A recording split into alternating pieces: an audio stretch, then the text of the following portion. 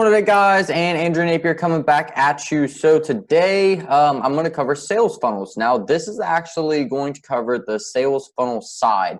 With you guys, I'm going to jump on in. So yesterday where I basically showed people what a opt-in funnel looks like and what's the variations of an opt-in funnel and how to build an opt-in funnel. Today I'm going to cover the structure of a actual sales funnel. So the page that's loading right now that you guys can see right here, this is a opt-in page that I have for my course. Now, the websites that I'm going to go over are my own websites, just so I don't run into any copyright infringement or anything like that. I know I built these, so I can't run into that. So just to kind of cover what I have going on, yesterday I covered the opt-in funnel. So this is another version of a opt-in funnel. This is the one that I actually use for my course. When I run traffic to this page so I can collect contact information.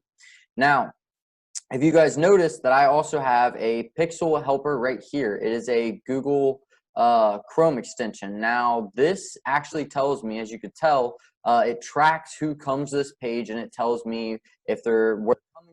It gives like information and data points to my Facebook pixel so I can run advertisements to it. So that's basically what makes a good opt-in page is as long as you have tracking. And then as you guys could tell, if you watched the video from yesterday, everything is basically the same when it comes to structure. I have my terms and conditions. I have my copyright policy. I have a little disclaimer right here. Just for legal purposes, I have a very, very short and sweet headline and very, very limited text, so it builds curiosity. Now I'm going to jump on over into the next page.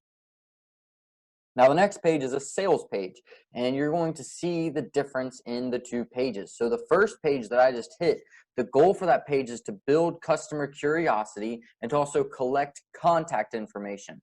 That's all that page is used for. It doesn't have to be overcomplicated. It doesn't have to be long text form. It doesn't have to have a video on it. The shorter and the sweeter it is, the higher the opt-in rate's going to be. And the opt-in rate is basically when somebody lands on the page, how often to the next page, how often are they actually putting in their contact information and moving on to your sales page. Now the page that is currently loading right now, of course it's loading really, really slow because I have Zoom going. Anytime I do screen recordings, my website seems to load really slow. The optimal page load speed, you want it to be anywhere from 4 seconds and below. The average attention span is only 4 seconds. So if your website does not load within 4 seconds, you're losing a ton of customers. And I actually have a video kind of going over how to speed up websites and stuff like that. But anyway, so the difference between a opt-in page and a sales page is, as you can tell, I have a ton more text on here. Now, because this sales page is on desktop, a lot of people are going to be looking at this via mobile. So that's why I have all these little arrows right here, because when you're looking on it on mobile, you have the scrolling. So each time you scroll, you should see one of these blue arrows to continue down. Now, the headline is really, really important. This is basically what is going to grab people's attention and be like, hey, this is what I'm about to go over. This is what you're about to learn on this page. So they already know what they're diving into right from the get-go. Now, on a sales page, you always want to have a video sales letter. A video sales letter is basically explaining the product, showing the customer the product, and also explaining what they're seeing on the sales page, because some people will watch the video and not read any of the text. Some people will not watch the video and read all the text. So you have to have both in order to have a really high converting sales page. You can't leave one or the other out, because some people like videos and some people like to read.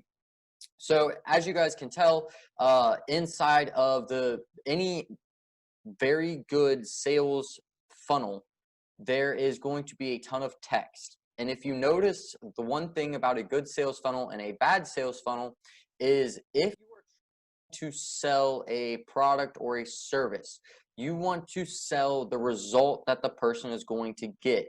You do not want to sell the actual product or service itself. So if you notice any of Russell Brunson's, Tony Robbins, Grant Cardone, any of the big name brand guys, they all are selling a result. They are not selling the thing. So if you look, every single bit of text inside of my funnel is all about the product. This is all about the product, all about the product, all about the product. It goes into what they're going to do. And if you look, I lay out a plan to make the most so you can get the fastest results out of this program. plug and play affiliate offers, no complicated tech skills. And basically I'm covering what they're going to actually learn. I'm not covering what's going to be covered in the lesson. I'm covering what the end result is after they go through the lesson. And I lay it out. Now, if you notice, I break up the text every now and again. That is people, if you jumble all of this together, people will stop and they will not read it. You want to have spacing between all the text, and you also want to have ways to break up eyesight, like how I have all these lesson 7, lesson 8, lesson 9, all in blue text. That is just to kind of break away from the text. Now, if you notice, there is a structure to every single sales funnel sales page. If you notice, it has a captivating title or headline that makes you want to read. Then it goes the video sales letter. Then it breaks down what you're going to get in the program. After it breaks down what you're going to get in the program, if you notice, and this is not just me doing this, this is every single person that's running sales pages, they don't break down the pricing of everything, like how much this is going to cost, what it breaks down to, until all of this is value, value, value, value. And then after you provide all the value of what they're going to learn, then you put a actual value price on it. Like, as you can tell, I have 5,600. That's how much it costs to build the program. That's how much I have invested into it. And as you could tell, I also break down individually all of the bonuses and a value that people can add up in their head. Same thing with down here. This is where I go into the actual price point value, not just value posting like up here in the front part of the page where I'm just going into the information via value. This is actually putting a number on it. That happens after you provide the customer value. After you go into that, then you kind of go over into why other affiliate programs fall short, why other anything falls short. You're basically talking about your competitors and talking about the things that your product or your system solved that other people aren't solving. That's when you want to go into this. That's right after. So you provide value, then you provide the price point, and then you go into why it's different, why they need to join, and some of the reasons, as you can see reasons why you want to. The reasons, and if you look, every single one of these reasons has a reason behind the reason. So like one of the most frequently asked questions is, can I do this for a living? Yes, you can. Let's face it. And then there's a bunch of fill-in text after that. Same thing with this one. Reason 2, one of my frequently asked questions, how fast can this work for me? Speed of results depend on your ability to follow instructions and implement of it. But the done for you system can be set up in under 20 minutes. See, that is me adding value on top of the value. So it's not just explaining, it's also pushing people to want to continue to read further. And then it goes down into the who is this for and who's this not for. This is where you're going to basically divide your customers up, so you know that the people that are joining your program or buying your product are actually people you want in your business. If you don't know this information, you need to find your client avatar. Your client avatar is so important when you go to build your sales page.